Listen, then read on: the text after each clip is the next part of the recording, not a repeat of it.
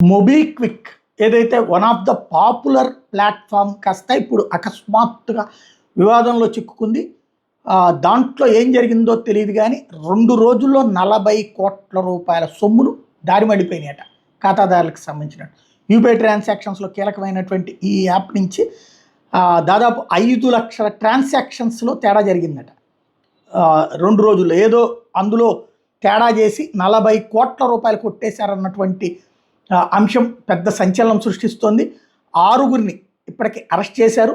రెహాన్, వకార్ యూనస్, వసీం అక్రమ్, మొహమ్మద్ అమీర్, మొహమ్మద్ అన్సార్, మొహమ్మద్ షకీల్ ఈ 6గురిని అరెస్ట్ చేశారు.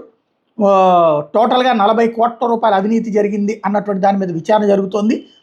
టోటల్గా 2500 అకౌంట్లని సీజ్ చేశామని పోలీసులు ప్రకటించారు. అసలు ఏంటి ఇదంతా డీటెయిల్ తెలియాల్సి ఉంది. మొబిక్విక్కి సంబంధించి ఏదో తేడా చేసి దాంట్లో సెట్టింగ్స్లో వీళ్ళు దోచేశారన్నటువంటిది వేరే ఖాతాలకి మళ్లించేశారు. 2500 ఖాతాలకి ఇప్పుడు ఆ ఖాతాలని సీజ్ చేసి ఓవరాల్గా చెక్ చేస్తున్నారు పోలీసులు.